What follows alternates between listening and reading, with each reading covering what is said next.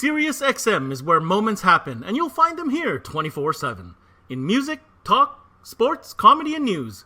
Live and on demand. And they're on in your car, online, or on the app so you won't miss a thing. Visit SiriusXM.ca/never miss a beat. Hey guys, what's going on? Thanks for joining us.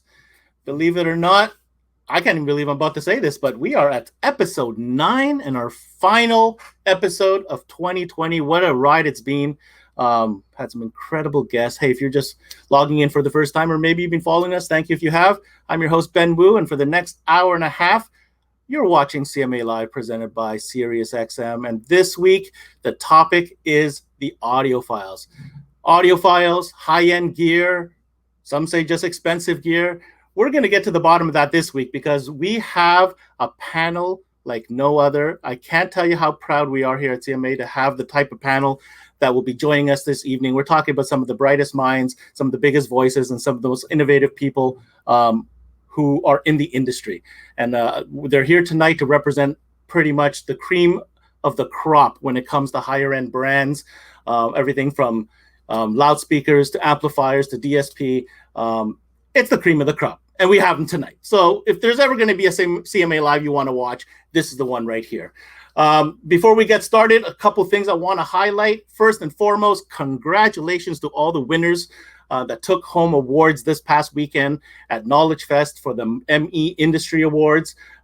We had the honor of being able to help produce the virtual industry awards. There was a blast coordinating that with Chris Cook and his team at ME. So congratulations to all the winners, and a special shout out to our Canadian constituents who made it into the finalists category, including Marty Adamscheck, as well as Corbin May. Knuckle crunch for you guys. Good job. Hopefully we'll get to see you back up there next year. We launched a new series called CMA Connected. You might have seen it. We go deep one-on-one, 30 minutes with Canadian brands, distributors, and even retailers. Last week, we featured Grant McFadden from Trends Electronics, and we got a chance to learn all about the iConnect brand of wiring. And most recently, we took you for a virtual walkthrough at Certified Radio over in Edmonton, and got a chance to discover that entire establishment. And make sure you check that out. And in 2 days' time, on this Friday, we're going deep with the guys at Focal Canada. I know they're on here today, but we're going to go deep with them straight from their headquarters. And make sure you don't miss that. CMA Connected, a new series. That next one's going on this Friday. All right, without further ado, as promised in the official podcast poster, I had no choice but to bring back this amazing guest. And for the purpose of this show, my co-host and longtime friend, let's bring on Mr. Dave McKinnon from Best Car Audio. Man, Mr. Dave, D-Mac. Hey, how are you, sir? Dude, not as good as you. Look at the upgraded setup you got going on. Well, you know, we started with like the potato camera on the DSP episode, and anyways, had to. Well, I'll tell you what. I'm happy to have you back, Dave. I'm happy you're all set up. You're looking sharp. But what I need you for tonight is not your looks, unfortunately. Not the first time I've heard that. What I need you for, man, is we're going to be talking about some high-end gear. High-end gear. It's my favorite. Everyone knows it's my favorite. Dude, it's my favorite too. Like, yep. We had a chance to chit-chat about this earlier. I started in home audio and worked my way up into really appreciating, higher-end hi-fi stuff. And when it came to car audio, it was just like a natural progression of passion to just slide on over. Now, what I'm interested to learn tonight. Well, first of all, I'm super excited about this panel. What do you think of this panel we have? Amazing. These guys, the companies they represent, the products. I got to hear so many of these cool products when I was judging competitions that, it just makes me smile. Music that sounds amazing. It's so cool. So you know what I'm going to try to do tonight, what our mission is for tonight? Our mission for tonight, we've got viewers, dealers from all across Canada, and I feel a lot of them have questions about higher end. Not everybody is selling it, and with the recent surge in car audio, I think now is a better time than ever to expose them to this and maybe inspire them to get with the program and get some knowledge and really dive into it. Yeah, and at the end of the day, Dave, make more money. Sure, yeah. For the retailers, they can make it's more profitable, and then for the consumers, their music just sounds better. You know, we'll let our guests, give us their opinion on specifically how and why and inside information like that. But music just sounds better, and it's And you know amazing. what? Isn't that what it's all about? Making the music sound the best possible? I think so. Well, Yep. let's find out what these guys say. Cool. Ladies and gentlemen, roll up your sleeves, take out your pen and pads. We're going to dive deep into high-end audiophile with an incredible panel. But before we do so, want to thank our sponsor, SiriusXM, who's got an exclusive offer going on. We're going to go ahead and put this up on the panel. Here we go. 15% off your cost. So make sure you contact your authorized SiriusXM distributor, whoever that may be for you. This special offer is going to be valid until this Friday off SXV300. We'll make sure we get all these details posted to our private dealer Facebook group. If you're a Canadian dealer and you're not in our Facebook group, make sure you hit us up on Facebook. Canadian Mobile Audio will get you in that group because that's where we put all the specials for dealers' eyes only. All right, SiriusXM, thank you for that. All right, we've got some amazing guests on tonight, Dave. We're going to go ahead and introduce everybody. I mean, just look at the brands. We've got Focal in the house. We've got Audiotech Fisher, Audison, right? We've got Morel Hi-Fi, Audio Frog, and even Moscone Gladen. Pretty much the who's who of high-end audio. Absolutely. Yep. This is cool. All right. So before we get them on, I have one more question to ask you just to set the stage. Sure. In DMAC's opinion, this is your personal opinion I'm asking, Okay. what does audiophile gear mean to you? Oh, do you want like the DMAC techie answer? Well, I want the DMAC who's put on Okay, the, so put on the camera answer. the on the camera official answer is less distortion. So more clarity, less distortion. Everything just sounds more like what was originally recorded. So the closest you can get to the reproduction of the original recording. Is that what you're saying? Yeah, I mean, in the stuff I write, I liken it to being in the recording studio, sitting at the console with the engineer, and that's what he heard. If your audio system's perfect, that's what you should hear. Interesting. I would agree, but yet I have my personal opinion, and it's okay. We have different opinions on this. The great part about being passionate about car audio, I like having stuff that nobody else has, and sometimes you have to spend a little bit more money on it. And I like that limited. You know what I'm saying? Like I want to be able to say, "Wow, I got this." I felt the same way in home audio. I don't feel any different in car audio. I like having a little bit of that prestige, a little bit of that limitedness or exclusiveness, if you will. And I'll spend the extra money for it because I don't want to have the same thing the next guy has. I totally get that. We'll see what they say. That's what I say. That's what you say. I thought it'd be cool to set the precedence, and we'll dive right in. How about that? Cool. Hit it. All right. Okay, our first guest tonight represents Focal Canada, BB Distribution. He's the training and product manager. His name is Justin Bond, joining us from Edmonton. Come on up, Justin. Hey, guys. How you doing? Hey, Justin. Welcome to CMA Live. Thank you. Thanks for having me. Appreciate it. Well, I'll tell you what, we have 5 guests, and, this is not the episode where we're going to go super deep, but we did want to just say hi. Why don't you give us a quick profile, who you are, where you represent, how long have you been doing this, and what do you do? I work for BB Distribution and Focal Car Audio Canada. I do the national product training for a lot of the brands that B&B Distribution sells, but my key focus is obviously Focal, being that it's a brand that we hold very dear to our heart. I started in the install bay. I was in the bay for about 10, 11 years. And then from then, I kind of had to make the choice for some other reasons to kind of get out of it and no more under cars. I mean, it's cold here and in Alberta, we pay a lot of the bills with remote starters. So it's not kind on you when it's minus 30 and you're running in and out and back and forth. So those who can't do teach. Right? So. There's nothing wrong with being a teacher. And what I'm hearing there is you've got a great background in the install side of things. And now you're doing all the training and obviously covering everything that Canadian dealers need to know about Focal. And the great thing is for me is when I was installing, I was with a shop or a couple shops that never really had access to Focal. So when I got the chance to come over to BB Distribution and be kind of spearheaded in the world of Focal, and the French-made hi-fi speakers, it was just super, super exciting for me, right? So awesome. Well, we're really hoping that you can help shed some light and get our dealers who are listening inspired to look at some higher end gear such as Focal tonight. Thanks for joining us. Thank you guys. All right, so we're going to put Justin on the side because we have a side studio. We have up next. Oh man, we've had this guy on before. He was a hoot. We're excited to have him again tonight. He represents brands such as Audiotech Fisher, Helix, Brax, as well as Blam. Mobile Solutions of Canada is the distributor. He's the president. Let's get Mr. Larry Penn on tonight. Hey Ben, hey Dave. What's going on, Larry? I love your choice of location. Well, we always talk about, especially in the audiophile world, of doing the right presentation. So we've got some great displays and we got a great car. If we're going to cater to that crowd, we have to make sure we can show this crowd. So this is our retail proof of concept showroom. And as you can see in the very back there, that's the Brax MX4 and the Brax DSP, where people can touchy-feel it and get a listen. And as you said, Ben, you hit the nail on the head. I don't know if we're getting into that. Do you want to talk about the definition of audio? Right now. I know who you are. Dave knows who you are. Tell the people who you are, what you own, and what you represent. How about that? Let's start with that. Awesome. So my name's Larry Penn, obviously. I'm the president of MSC, which we have our distribution office here in Calgary, which is our head office. And then we also have our sales and training center based out of Mesa.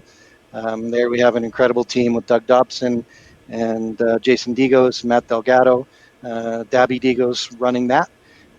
Here at the mothership, our warehouse and training center is here, as well as what you see here is our retail showroom, and then our fabrication and installation facility in the back.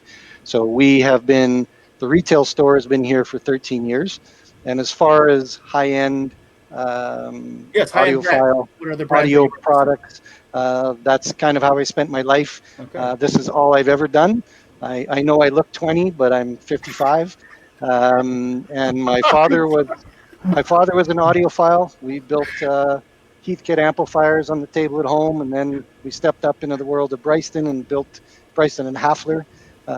Built those on the table at home, and built audio systems in his cars. He was a mechanic and service manager all his life, and audio was his passion. So I blame him all for this. It's his fault. While the other kids were out playing baseball and fishing, I was help welding up amp racks for the old original Fosgate PR2100s and such in the old days. So this is all I've ever done. I enjoy it. It's an often overused term, but one that our whole team here believes in. And that's, if you don't enjoy what you're doing, then it's time to get out. And we all have the passion for what we're doing, from selling the product to setting up the product to listening to the product. And we have kind of a unique situation here because we're a retail store, yes, but as our dealers know, this retail store is a proof of concept for them. So it's an open book to our dealer base of MIT University. That's not MIT Technical Center. That's mistakes I've tried because we've all been through that, and that's what this building is for. Yeah, that looks absolutely awesome. I just want to get to it though. Did I say it right? I hope I didn't mess. Did I get the brands right, Larry? Well, we are a distributor for Audiotech Fisher, and that's who we're here to talk to about tonight. Mm-hmm. We also do Blam Audio, which is Guy Bonneville. That's his speaker line out of France. We're also responsible in Canada for the Escort CI built-in radar systems. Okay. And then in Canada and US, we also do the Stinger brand of radar systems. Awesome. So all things that we love, all things related to cars. So I'm going to count on you to draw up some from experience, some tips that might help some of our listeners We'd love to get more confident in selling the type of stuff that you sell. We're living your life every day, so that's why we're here.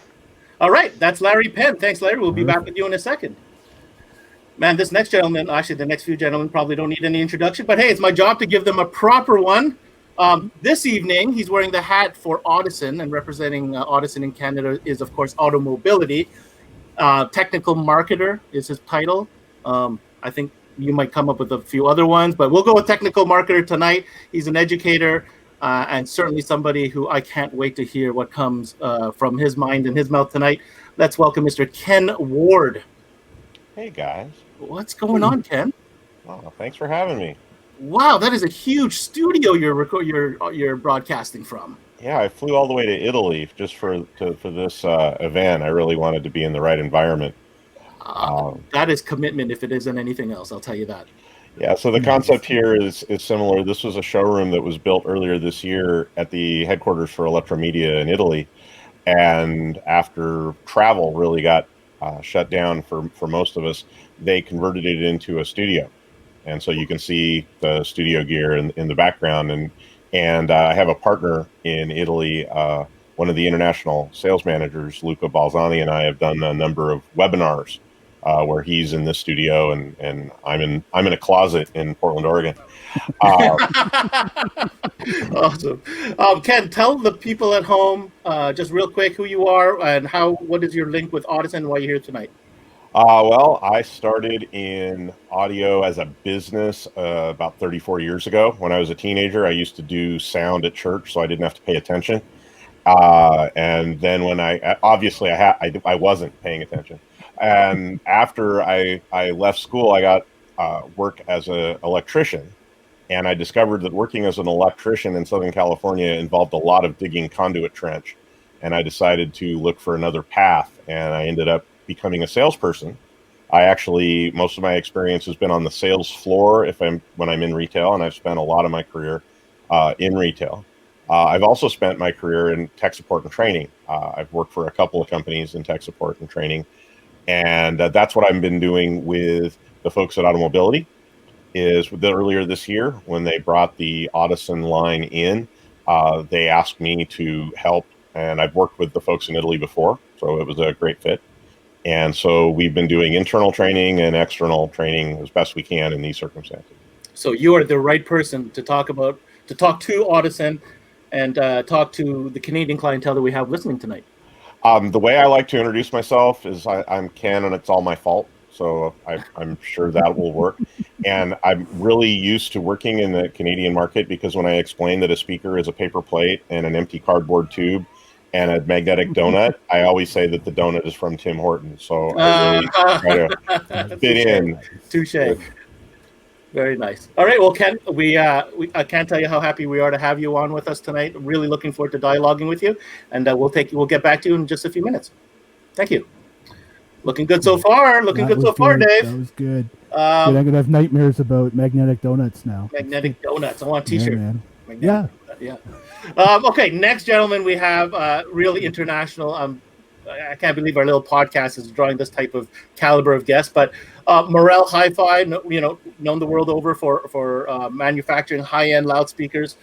They're distributed in Canada by Gemsen. So when we call Gemsen to set this up, we got the boss, man. Like we got the general manager for Morel Hi-Fi. His name is Mr. Nir Paz. Mr. Nir, come on and join us in CMA Live. Hey, good evening, guys. How you doing? Ben, hi, Dave. Hey, sir. Thank you for taking the time with us tonight. Thank you for having me. Nir, I think I kind of spoiled your spiel because I gave you a big intro, but general manager seems like a really big title. Why don't you tell us your involvement with and your relationship with Morel? Well, I started in the audio industry as an installer. I got out of my military service in Israel. I moved there to the States, needed a job, and my father-in-law had a stereo shop in Atlanta, and he got me into the audio business. While I liked being an installer, and I transitioned into the hi-fi segment, started to do some home audio. When I moved back to Israel, I met Morel. That was almost 20 years ago. And that's when I took the business side of the company and been with Morel for almost 20 years, responsible for developing the company here in the States and also the business development internationally.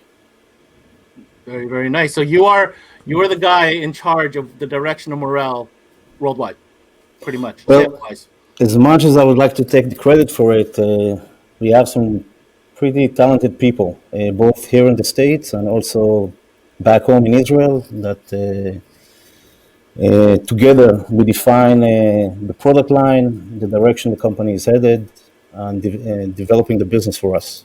Well, I like you said business, because watching tonight are dealers, and they care about business. So I'm really hoping to lean on you a little bit of maybe some business advice when it comes to selling higher end Absolutely. products. Thank you, I'm here Mr. for them. All right, we'll be back with you in a second, Mr. Neer. Here, why don't you introduce the next guy, Dave? Who, me? No problem. you. So up next, we've got Mr. Andy Waymeyer from Audiophiles. He is the president of the company. And Where's our friend Andy? Yeah, and Audiophiles is distributed in Canada by none other than Importel out of Toronto. Hi, everybody. Hey, Andy. Yeah, actually, I'm the warehouse manager at Audiophiles, which is the same as being the president at Audiophiles. I get that. Yeah. Yeah. So that's me. What am I supposed to do? Just tell us a little bit about who you are and tell my story. Tell my story. Yeah, and give me 1 minute. The 1 minute version. The 1 minute version. I don't know how to do that. When I was 5, no, actually, I started in car audio as the worst installer ever in the history of the universe. And the dude that I went to work for was super busy on a Saturday, and I had been his worst customer ever. I was the guy who came in and had $7 and wanted to buy an underdash EQ 12 times. So a buddy of mine went over to this store and talked his way into a job because he'd been in the Army and he could solder. So one Saturday morning, Jimbo calls me and he says, "Man, get your tools and get over here. They got a job for you." So I grabbed a bent screwdriver and a pair of needle nose pliers and threw them in a tackle box and drove over there. And as soon as I walk in the store, the guy who owns the store takes one look at me and he's like, no, not this guy. So Jim saved my job about 45 times. And I remember overhearing my boss at the time talking about how he was going to fire me. And Jim says, "No, man, no, don't fire him yet. He learns fast." And Steve says, "I don't know what your idea of fast is, but it's different than my idea of fast." Nevertheless, I worked there for 10 years, and I was a good installer. I was a top 50 or something with whatever they did at the time. This was in the 80s and 90s. And then I made the first big mistake of my life and got married and moved to Austin, Texas from El Paso, and got a call one day from Mike Giffen at Harman. And he sort of offered me a job and wanted me to get on a plane and go to California and interview for this job. And he says, "Andy, do you have a suit?" And I said, "Yeah, but I don't think it fits anymore." So we had to go to Macy's and buy a suit and all kinds of stuff. So I went, and we sort of hit it off because he had been an English major and I was majoring in English when I was in college. But I smoked Camel non-filters, and so did he. So I think the reason that he hired me was so that he could bump smokes. Nevertheless, I was at Harman for 18 years or so, which was really cool because in every technical meeting that I was ever in, I was the dumbest guy in the room. So I didn't have anything to do. I didn't have to talk. I didn't have to put together presentations. All I had to do was sit there and listen to a bunch of really smart dudes talk about how audio works. So I sort of decided that my job was to be a sponge, and here I am. That's it. Well done. Okay, we're going to learn more about that. Audiophiles, obviously, very interesting product, and I can't wait to hear a little bit more about that. Andy, thank you for joining us tonight. We'll be back with you in just a few. All right, one more to go, and then we can get going with some questions, David. But all these guys deserve such a introduction. We could do hours with any one of them. So I'm telling you, just the backstage banter. Unfortunately, we weren't broadcasting. But that was entertaining in itself. Next gentleman is here tonight representing the Gladen Moscone brands, who are distributed in Canada by Trends Electronics. He's the national trainer, and his name is Nick Wingate. Good evening, Mr. Nick. Hey, how are you guys doing? I'm doing fantastic. How are you? Nick. Quite well. Before we go any further, I want to thank you guys. I really, really appreciate being on here with you. But I really appreciate you having my dad, Ken Ward, on here with me. I haven't seen him in a while. I miss him. And I really need to Dad, I need to spend some time with you. We need to get together as soon as this pandemic crap's over with. Okay. I'm not sure how active Ken was, but everybody I've met this week says that he's their dad. So I'm not sure. I'm going to have to ask Ken that afterwards. But Fair enough. Hey, that's what my mom said. So that's all I can say. Gotcha. Nick, I know around the competition circles and certainly in in the audio world, your name, everybody knows Nick Wingate. But I do need you to go through the exercise and please explain to us or describe to us who you are and what is your association with Glade & Moscone. Well, I do all the sales and product training here in the United States and Canada for Glade & Moscone, as well as here in the United States. I do the product training and sales training for Focal as well, as we distribute Focal here in the United States. And I also do a lot of the support here, especially when it comes to the DSP processors from Focal and from Moscone and Glade. That's become a primary part of my job now, as there are so many different DSP processors that are in the lineup now.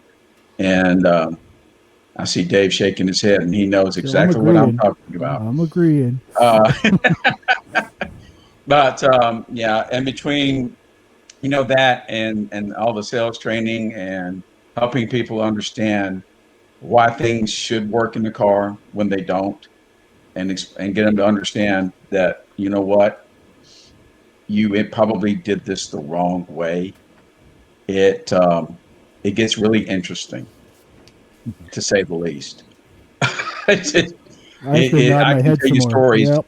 I got stories over the last 6 months that I probably should write a book. Wow. It's really interesting. And you touched on DSP, and that's something we're going to circle back to afterwards. But I'm very happy to hear that that's something that you're dealing with each and every day, and it seems to be a growing demand for your attention, based on what I'm hearing here. And that's interesting. That I'm going to save for after, Dave. We're going to circle back with that. So, Nick, thank you for joining us tonight. We can't wait to hear some of your stories and share some of your wisdom. And we'll bring you back in just a few moments. So there you have it, Dave. We've got our lineup set up. We got to learn about them a little bit. We're going to take a quick 30-second break. And when we come back, we're going to get right into it. We've got a bunch of questions Dave and I are going to rip through and hear what these specialists have to say. We'll be right back.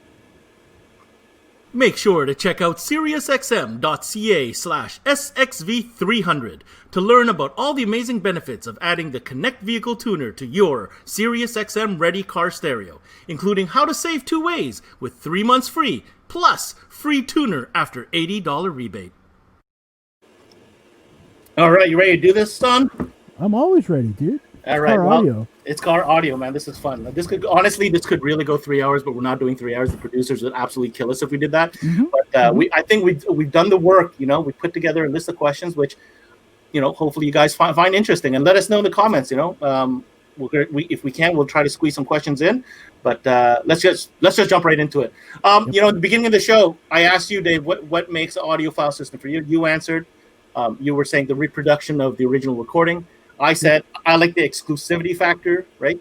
I'm going to bring the first question to Justin.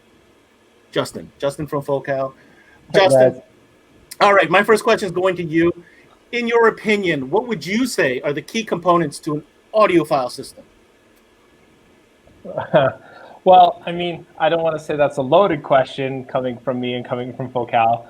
But I think maybe you might think that my answer surprised you. I believe, honestly, when it comes to, the quote-unquote audiophile system, that everything from the planning to the install to the gear that goes into this system has to be adequate to essentially achieve the goal that you're looking for.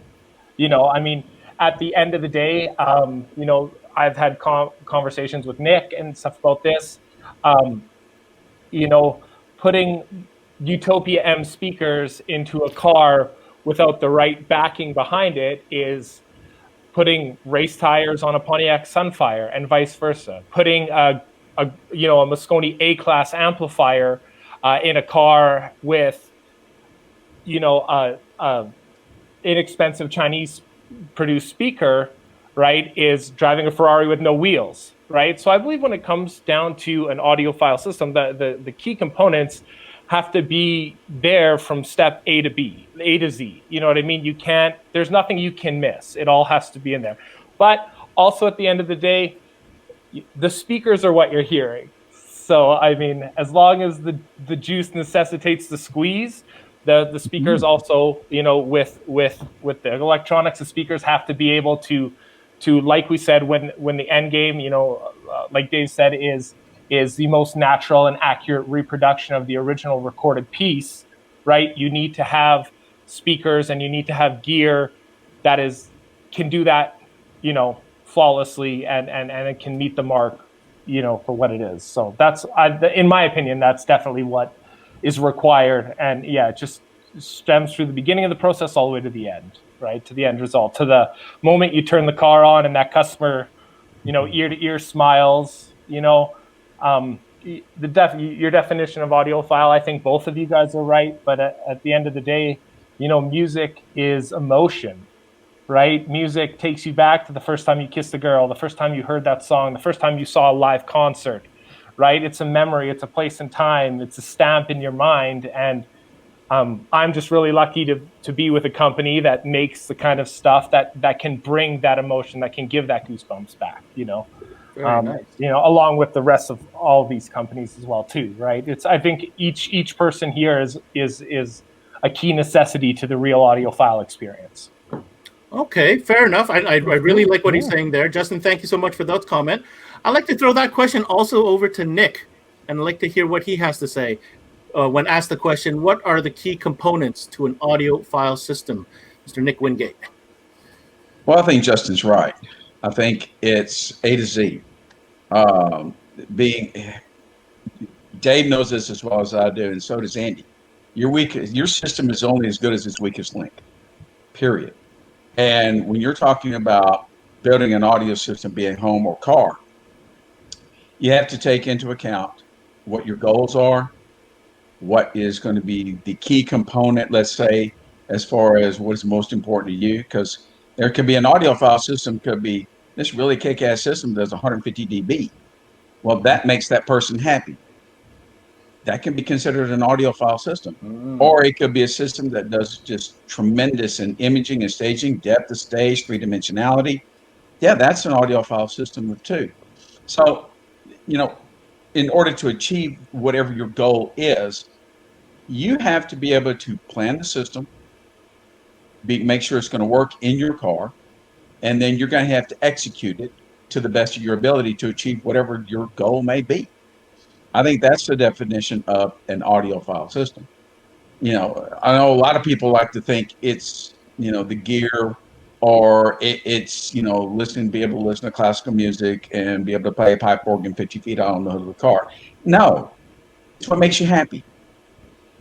That's the bottom line in this. It's what makes you happy. And I think that's what makes it an audiophile system. Now, whether you're an audiophile or not, well, that's a different story. But it makes you happy, and that's all that matters. Yeah, and to circle back, like Dave, you answered in a way that would make you happy, and I answered in a way that would make me happy. So I think the takeaway from this question is you got to have the goods to be able to make your customer happy, whatever that happiness is, right? Exactly. All right. That's cool. Thank you so much, Nick. Right on. That's really neat. That's really neat. I'm very happy we asked that question out of the gate, because I feel there's a lot of misconception about that. Yeah, I mean, a lot of guys think it's snooty, like Nick said, listening to classical music and whatever, and not at all. Not at all. I mean, dance, rock, doesn't matter. Whatever. And it's whatever makes you happy. Makes everything sound great. Absolutely. So, cool. I got a cool question for Andy, and I'll preface it by saying I'm not implying you're old, but I'm going to ask. He's probably throwing stuff right now. Yeah. Andy, what do you think? Like, how's the audiophile category changed over the years? 10 years, 15 years, 20 years? I don't think the audiophile category has changed at all. I think that when you talk about audiophile, what that typically means is high end 2-channel, and high end 2-channel for home audio, and for car audio. I think audiophile still sort of means how to get a high end 2-channel system from your basement into your car. And I don't. So in terms of the actual audiophile market for high-end gear, for high-end home audio gear, it's a shadow of its former self. I remember one year I was working on a Knowledge Fest presentation, and I was going to talk a little bit about this, and I went on Google Images to get some images for PowerPoint presentations, and I typed in high-end 2-channel system, and all of the images, I was looking at them, and I'm like, hey, this is really weird, because in every single one of them, on the door that you could see in the background, there was like the rate chart, because these were all set up in hotel rooms, at audio shows. And out of 1,000 images, there were like 4 that were in somebody's actual living room. So then I typed in high-end home theater, and all of these were, super great installations in people's houses. So I don't think that the audiophile market has changed much at all. And unfortunately, I don't think that the explanations for the audiophile crowd about what it is to do audiophile are particularly helpful. So I think that if you're a car audio guy and you're trying to figure out how stuff works and you want to read outside of the category, if you want to see cool stuff that's happening in audio, read ProSound Web. Focus on ProSound, because car audio, what we do in the Bay, is not anything like high-end home audio. They don't deal with crossovers. I mean, there's some EQ in high-end 2-channel, but there's still this myth that you don't have to EQ if the speakers are great. And high-end home is there's a lot of hooey. There's a lot of hooey. I was waiting for that. There was a word coming. I mean, it's a good word. And for those of us who are professionals and who in a sort of a production setting in a retail store need to satisfy a customer at a value, most of that hooey is either not available in cars or for cars, or it doesn't make any difference whatsoever. So what makes a difference is knowing how to set up a system. And in high-end home audio, they don't use crossovers. They don't really use EQ. We don't really have an opportunity to do things in the same way that you do in your basement, which is room treatments and curtains and diffusers and bass traps and all of that kind of stuff. And there's a new sort of a trend, and that is like forums and Facebook groups for speaker builders. And this is also not the best place to get information for building car audio systems, because building a speaker and putting a speaker in a room are two separate things. And in car audio, we don't do those two things separately. In high-end home audio, you buy this 8-foot speaker and somebody delivers it on a pallet, and you move it around and you sit between them and you turn them in 1 inch, and then you move the chair over 1 inch, and that's essentially the installation after you've hooked everything up. But that's not what we do. So the tools that we need to use to make great sounding systems are, of course, great equipment. But you have to be able to set it up. You got to know what a crossover is. You got to know how to set amp channels. And the most important thing is knowing how to equalize the system. Okay. Yep. That's it. Very good. No, I'm going to. I heard the music. I got the impression that my time was. Well, over. no, it's not that. It's because you said some things that I want to throw over to Mr. Ken Ward. Thank you, Andy. If you don't mind, let's bring up Ken Ward real quick, because I think he touched on something here that I want to talk to Ken about. Ken, the original question directed to Andy was, what has changed in the audiophile category since the good old days? And I think I loved Andy's opinion of that and where he went, with the difference between home audio and in the car, and there hasn't been a lot of change. I'd like to hear what you have to say. Well, I'm going to do what I usually try to do in these venues, which is pretty much agree with Andy so that people on the internet afterward can say how much we fought and argued. So I started in home audio in the 80s, and in the 70s when I was growing up, and in the 60s when I was born, the way home audio worked in the home was you had a stereo system and you got a glass of wine and you lit a cigarette, and I don't know what kind of cigarette it was, but you sat down and you listened to an album all the way through. And starting in the 90s, we started getting cell phones and the internet. And the last time somebody sat down and listened to an album all the way through in their living room was like 1992. Okay, that if those of us with kids, those of us with families, those of us with phones that ring and emails that come in, we're rarely off, right? We're on all the time. And so there isn't that kind of 2-channel, I'm going to sit here in the sweet spot between the speakers, and the speakers are exactly in the right spot. And I got to put the speakers exactly where I wanted to because I'm single. And it's going to sound the way it's supposed to sound. And now I'm going to get now a lot of people only get to listen to music in this way in their car. And we've got Bluetooth hands-free encroaching on that. But that's the place where they get to listen to the music and pay attention to the music. And that what Nick talked about the emotional reaction, when whether or not you're an audiophile, I mean, there's the question of whether or not you're an audiophile, because an audiophile has only heard the first 30 seconds of a song, and then he lifted the needle and said, there, did you hear that?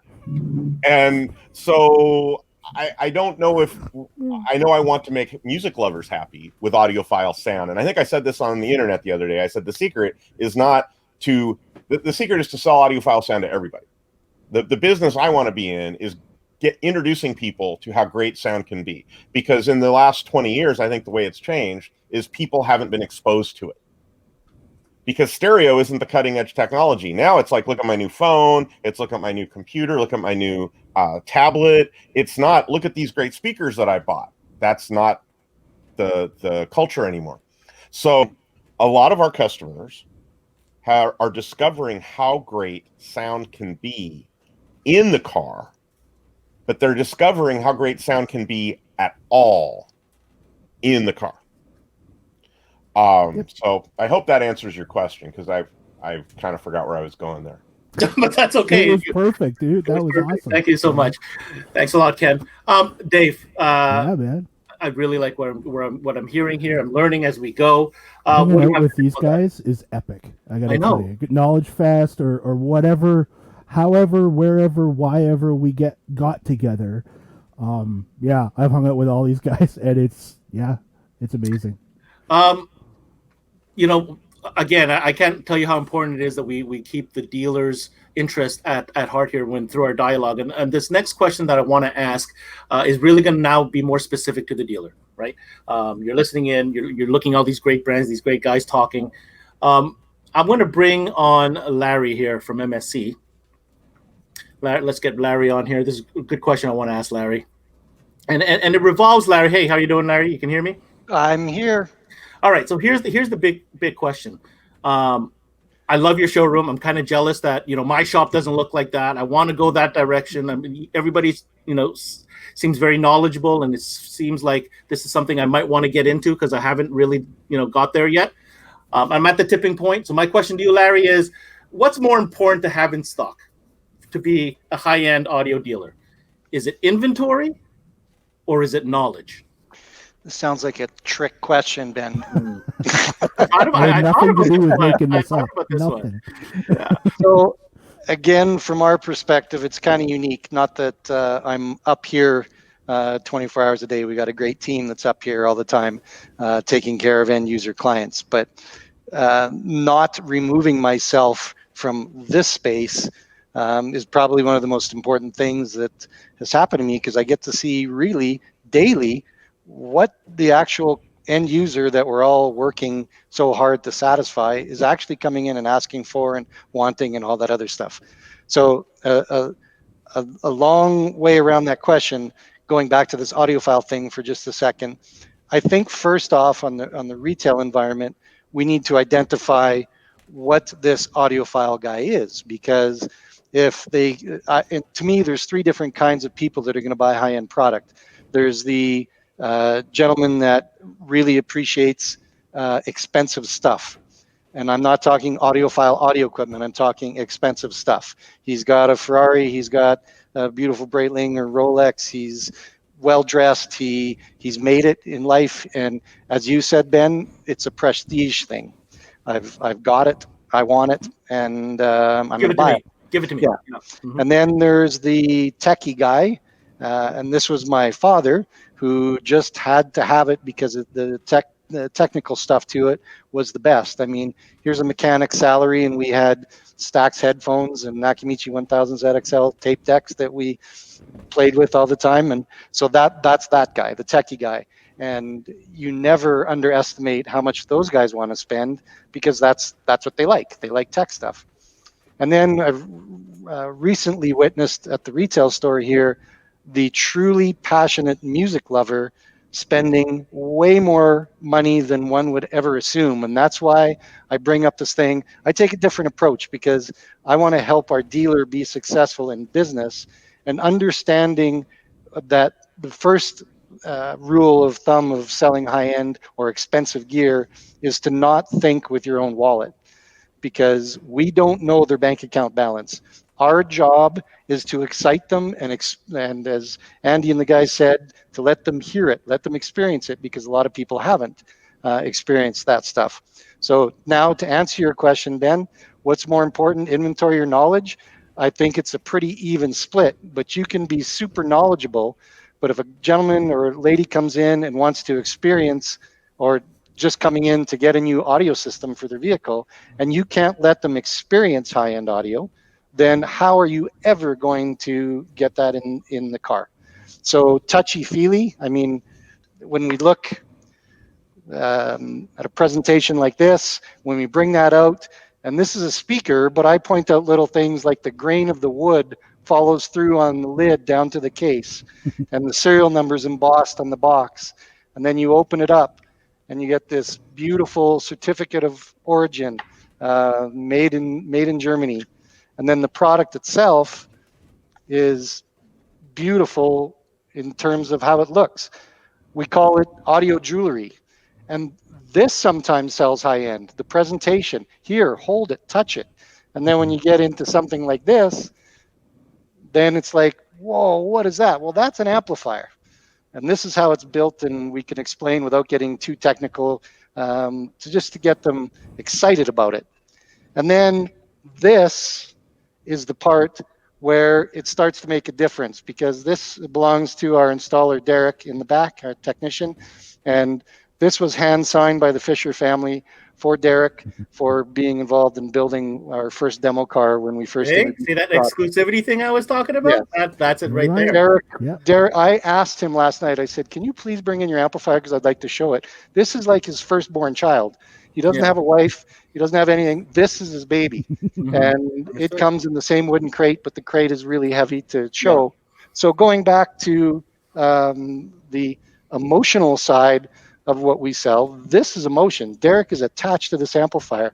So high-end audiophile, wow, there's so many definitions to that. And how you sell it is to have this right here. And it doesn't have to be a Speedster or a Ferrari or a Lambo. It has to be a car. And the reason why we've done this on the retail side is, if a client's coming in with that type of product, you need to make the financial investment in your store and in your demo facilities to attract that kind of customer. If you walk into a high-end watch dealer, a high-end car dealer, high-end clothes dealer, they have the stuff there. They make you feel like you're $1 million. You try it on, and I remember being in a jeans store one day. Sue, my wife, was with me, and she's listening today, so I'll try and keep this PG rated. But I came out with jeans, and I'm a fat little guy. And I came out, and there's the couple girls that work at the jeans store. Oh my God, you look great in those. It's like, oh yeah, right. Okay, I'm buying it. So getting that emotional attachment to the client by having this kind of stuff, and by having displays that actually, and displays aren't where you sell the sound of the system. That's where you get the touchy-feely going on, so they can actually see the difference. So you're saying it's a balance of both? Balance of both. Knowledge, because they have to have confidence in you, and that's how we support our dealers, is with lots of training, lots of display merchandising ideas.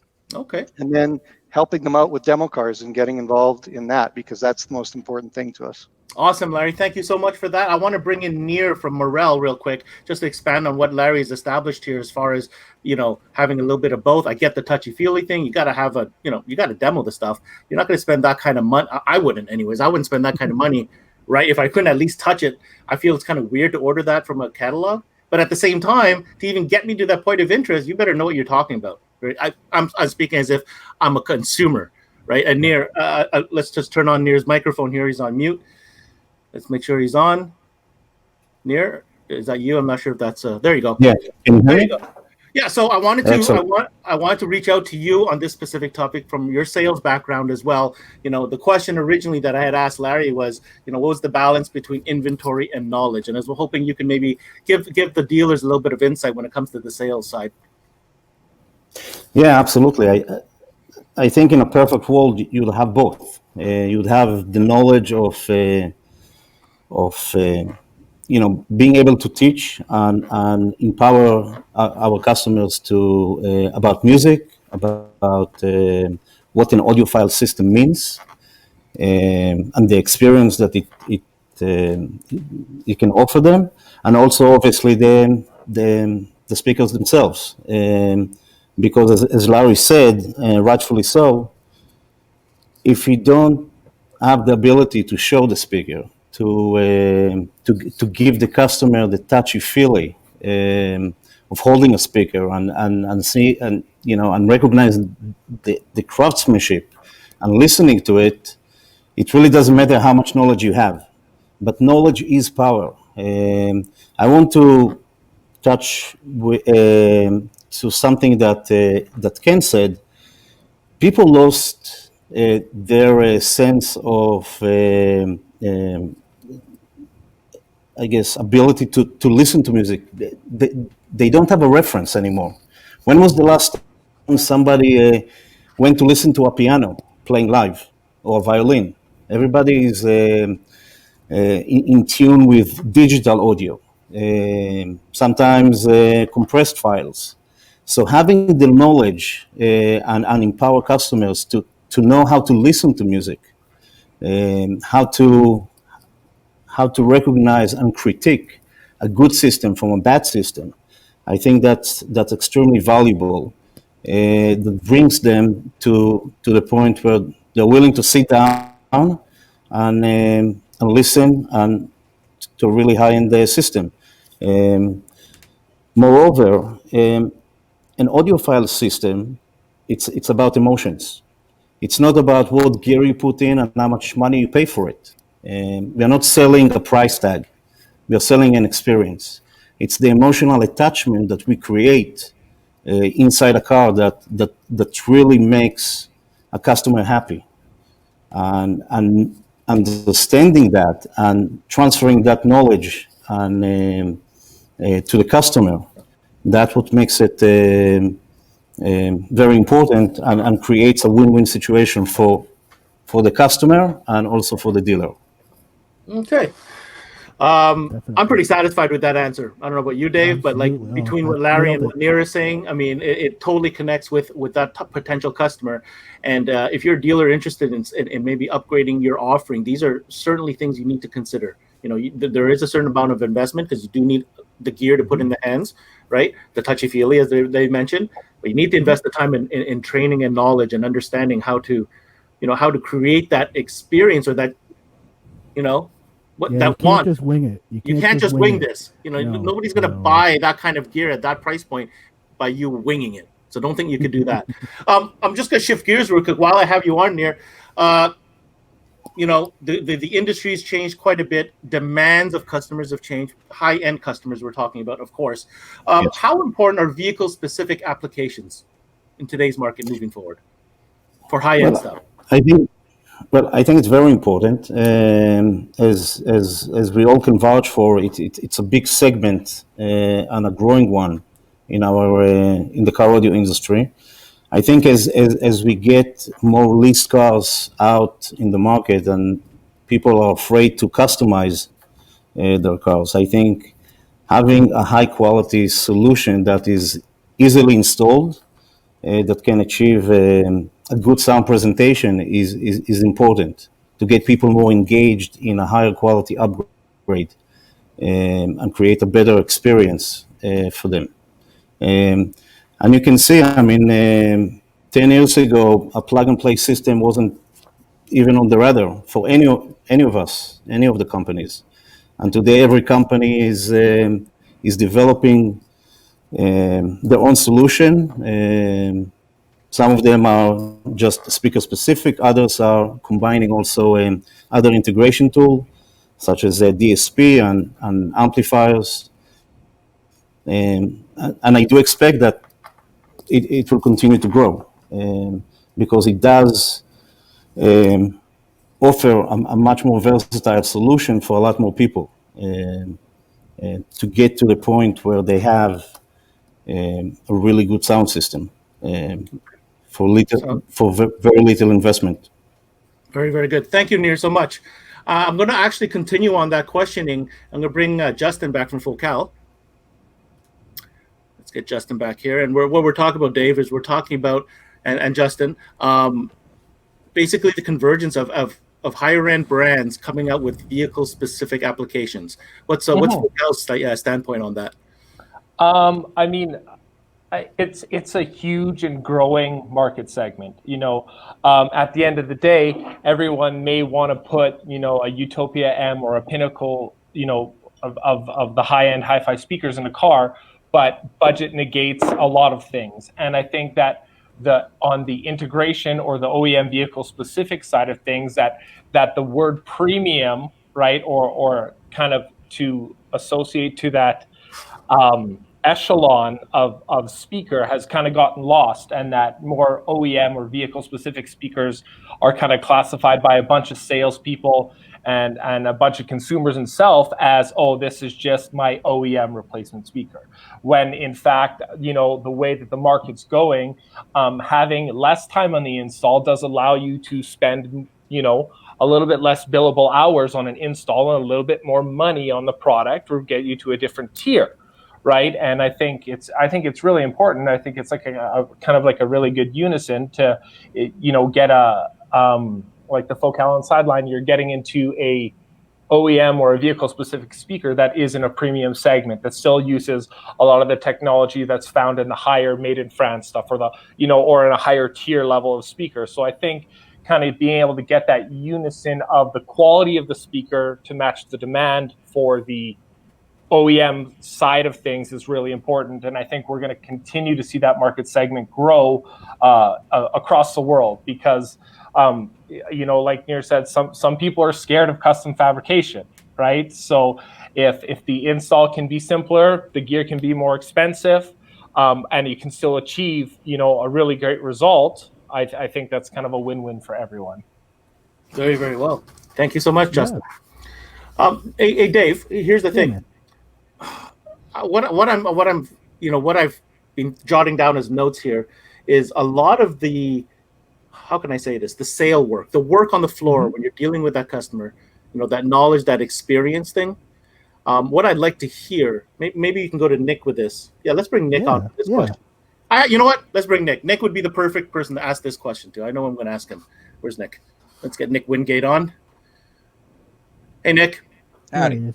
Did you move to the couch, Nick? Yes, I'm actually, to answer your question specifically, I'm actually upstairs. I'm actually in my theater room. I'm actually listening to 2 channel, but I'm drinking an adult beverage instead of wine. Sorry, but that's what I do. It's all good. Mr. Nick, I have a very specific question I'm hoping you can help us out with. Yes, sir.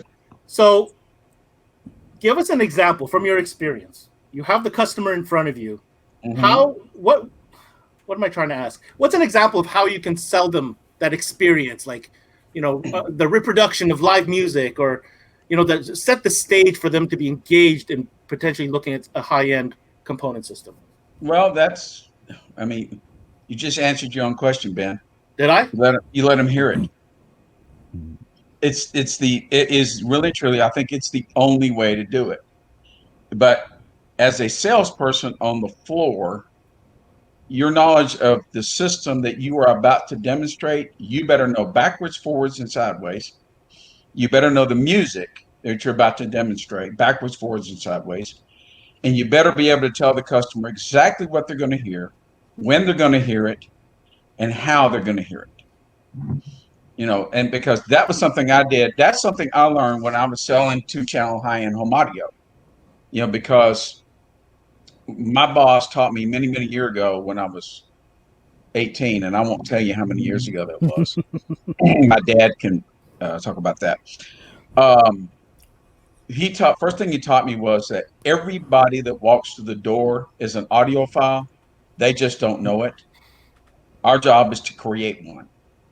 That still goes today, be it home or car. I don't care. That's the job we have to do, because it's like Kim was talking about. How many people actually sit down and do what I'm doing right now, listening to 2-channel high-end home audio? Me, if, a lot of people my age, and some a little bit younger and a little bit older. Don't say it, Dave. No, I didn't say anything. I was just agreeing with you, I man. know where I'm you were agreeing. going. And no, because of the lifestyle, because of what has happened with technology, what has happened with, let's face it, the internet. We have access to how many distractions in our lives today. Back in the day, our distraction was music, cars, and women, and they all rolled together. This is as far as me and a lot of my friends, and it became an integral part of our life. Whereas today, it's this thing. This thing is the integral part of our life. So getting someone to actually sit in front of a demonstration board like at Larry's and listen to it and listen to what they can give you, that is paramount. And to have a demo car, I think, is a necessity. Larry's absolutely right. If you can have a demo car, and that doesn't necessarily need to be on the showroom floor, but have one outside that is exceptional in timbre, that's exceptional in imaging and staging, that's exceptional in sub-bass reproduction, yeah, you've got them. But you better know your music. And because let's face it, guys, it's what we're selling. Yep. We're selling the music. That's this whole thing in a nutshell. I mean, I used to have 10 songs in my back pocket on this thing called a compact disc. It used to be a Maxell metal cassette for those of us who remember the TD 1000 from Nakamichi. Thank you very much for reminding me, Larry. But we had those, and we knew the music. It's like being able to tell everybody, Mr. Miss Customer, this is, God, I can't believe I'm actually going to do this. I swore I would never mention this song ever again. Do it. When I was on the floor, my favorite demo was Hotel California off of Hell Freezes Over. And it wasn't because it was an outstanding recording. It's because everybody and their mama had heard Hotel California, and it's ad nauseum. It's like, if you go into the guitar centers here in the United States today, they refuse to let you play Led Zeppelin Stairway to Heaven. It's just impossible. But everybody had heard it. So what I did is I learned everything there was about that song. And you only had to play the first minute and a half of it.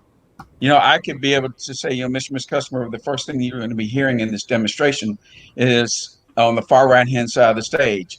You are going to hear Mr. Don Felder, who is playing a Takamine 6-string guitar. It's an acoustic guitar, and he's using actually nylon strings.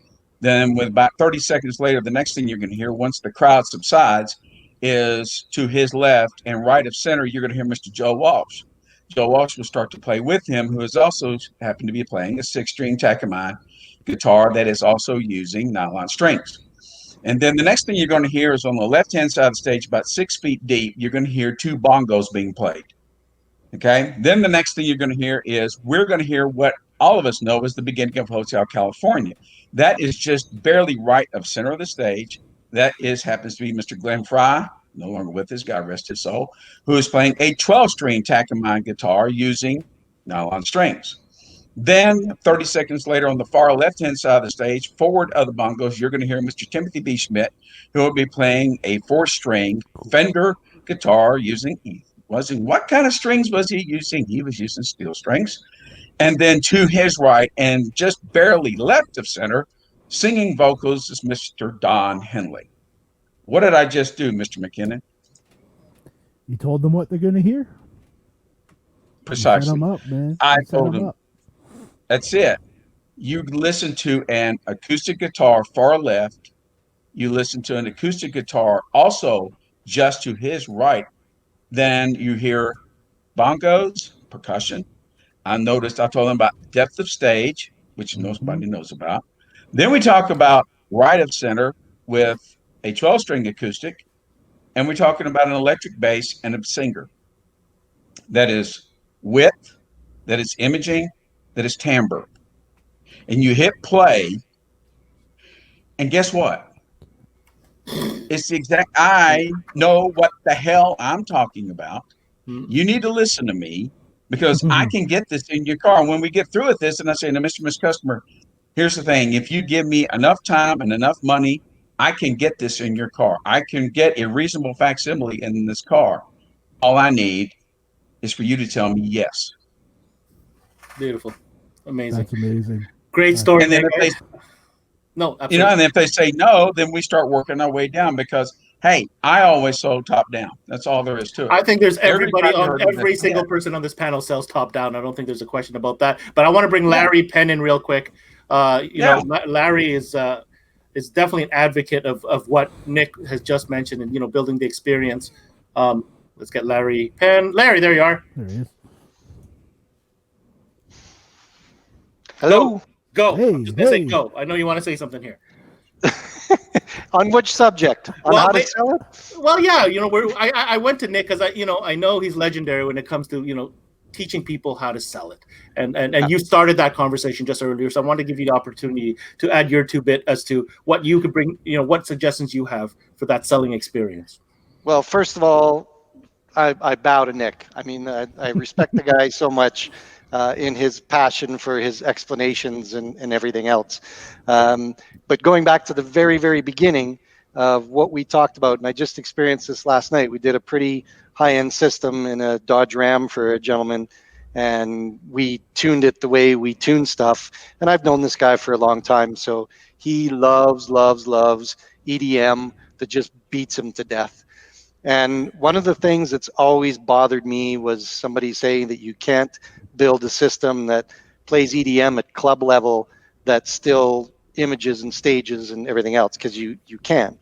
But so really, really important to find out what is that client experiencing. And I'm always one to, or what they want to experience. I'm always one to go through that thing with Hotel California because I've been there and done that, and I agree it's perfect. But if we've got a guy like my buddy last night, he doesn't care about that, and he brought his wife with him, and she's a mini me of Trevor, and she wants to feel that. But that's still audiophile to me because he wants it exactly the way he hears it in the club or live EDM concert. So letting people experience that is the most precious thing, and being able to do that in a car rather than on a display is even more experience, because Nick is absolutely right. Once you've told them what they're going to hear, let them hear it, and then reinforce what they heard again after they've listened to it, then it's game over. Everything's done, and if you've done your job and you've got them excited and everything's going on the right way, the wallet opens up, and they are going to spend as much as humanly possible to get as close to that particular reference that you've now set in their mind.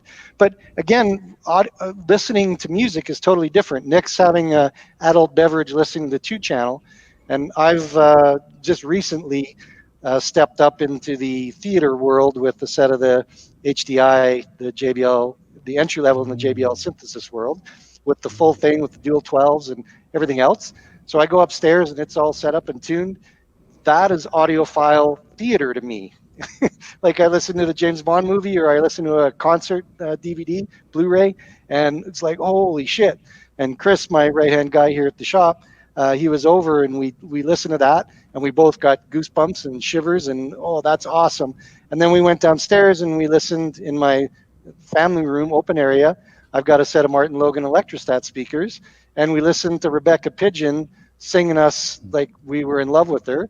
And that's another totally different audiophile experience. So both of those things happened.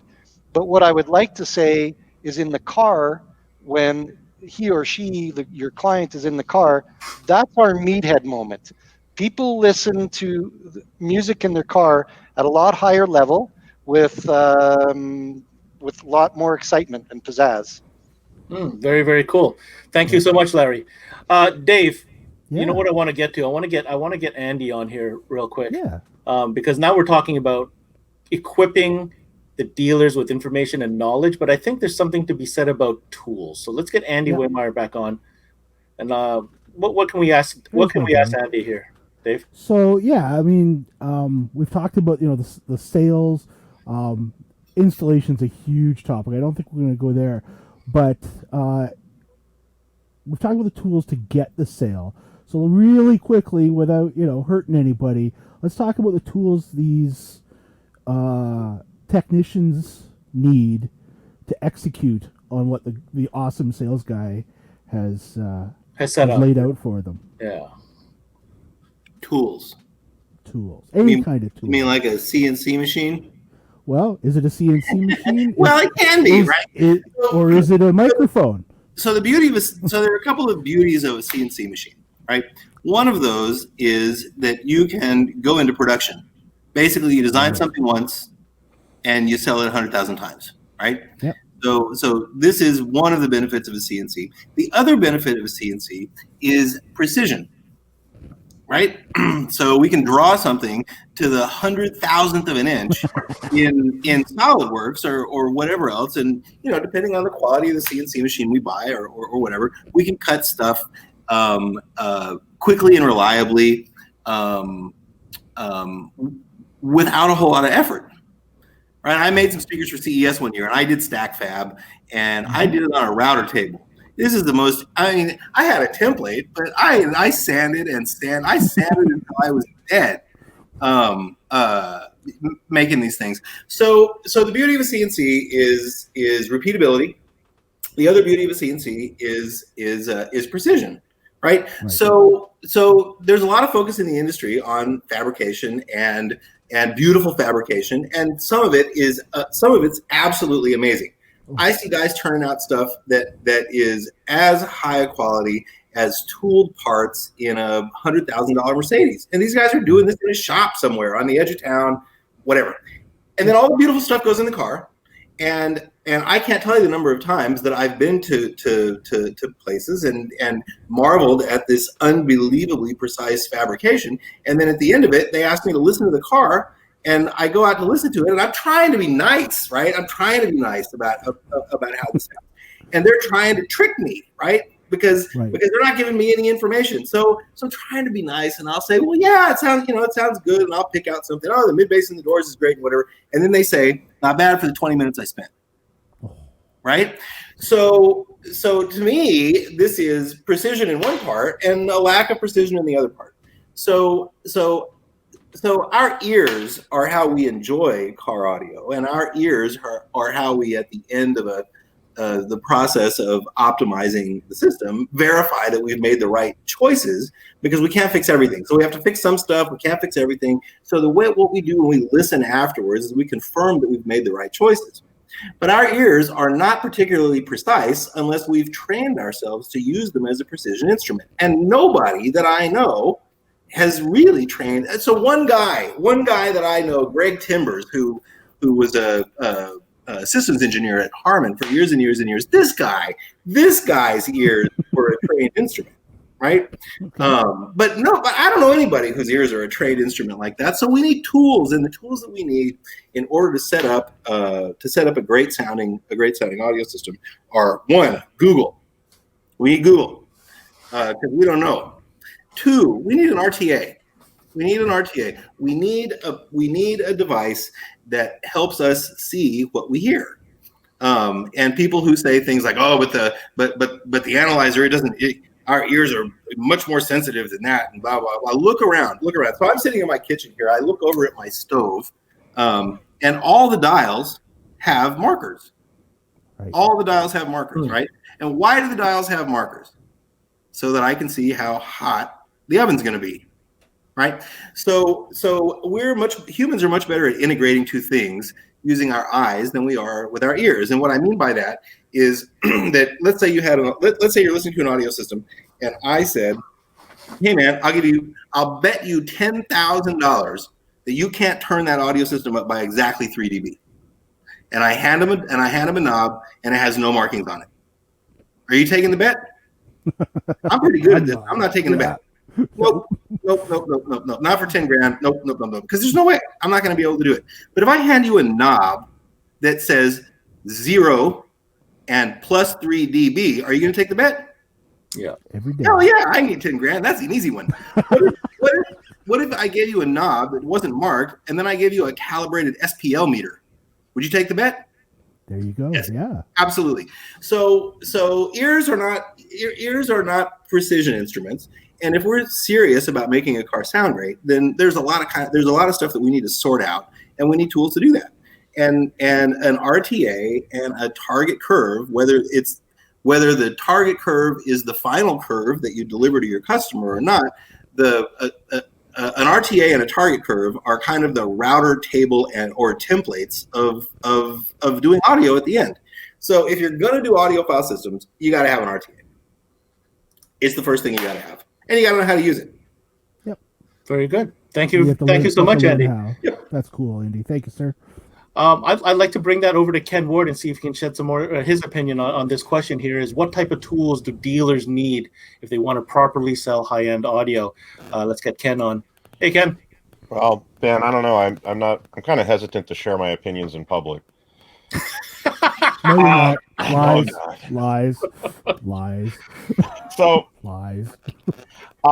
Two things that I wanted to speak to there, guys. The first one is some of us have a background in home audio, and a couple of the folks here are with companies that are also involved in home audio, and so I think everybody has an idea of what I'm going to say here. We'll ignore subwoofer satellite systems for just a minute for home audio, but if I buy a pair of tower speakers, or I listen to a pair of tower speakers, they came out of the box from the factory, and somebody hooks up the speaker wire to them and puts them in the right spot. And the room they're in may have a sound that helps or hurts, but that's basically it, right? The speakers are a system. And I know that when people are trying to learn English when they know another language, one of the problems that I'm told that they can run into is that in English, we will use the same word for different conjugated verbs.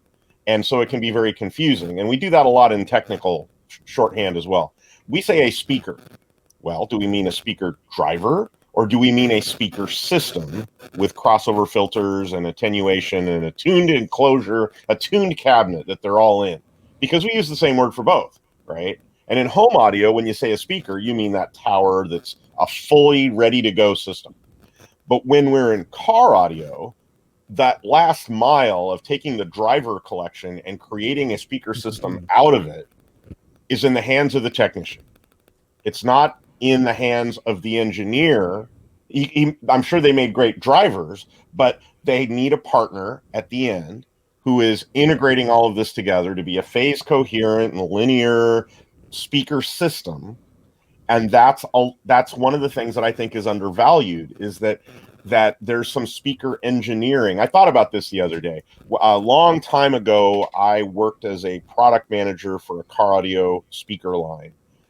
And I realized, and I worked with people who were speaker driver engineers, much more skilled than I am, much smarter than I am. But I realized that over the course of my career, I may have designed more speaker systems than even these skilled professionals, because they spend a lot more time on it, and I may have an hour to do it. Right. But I've done it a lot. I've spent a lot of hours on it, and so part of that skill set is making a speaker system work, and that's something that's different from home and car. So you asked earlier about what's more important. Is it inventory more important, or is knowledge more important? And I'm going to cut the baby in half. It's more important that you get some inventory from your trusted partner so that they can get you trained, so that you have knowledge. Because I think we talked about this the other day, Ben. Ever since the Phoenicians invented money, commitment has looked like one thing in the Western world. And so in this case, you have a partner who supplies you with high fidelity equipment and helps you know how to use it. And I think that you can sell high end with a demo car. I think you can sell high end with beautiful equipment that you hand to people. I have had some great success selling high end over email. Really? Yes. I've sold $10,000, $15,000 systems where I've never seen the car. I've never met them in person. I've sent them an email with some pretty pictures of what we've done, and the photographs created the experience of what we do, and the written word created some experience of what we do. Maybe it was, wow, this guy writes a lot. But there was an experience that substituted for the musical experience that was enough to create the warm, fuzzy feeling that we all need to have when we get out our credit card. Yeah, the fuzzy feeling needs to be there. Right. Yeah, absolutely. There's two times we get out our credit card. I have a warm, fuzzy feeling, or I have a really painful feeling. Right. Yeah. Those are the two times. Or I'm about to feel a lot of pain when somebody finds out that I just. So this was, sometimes it's sequential. So 100%.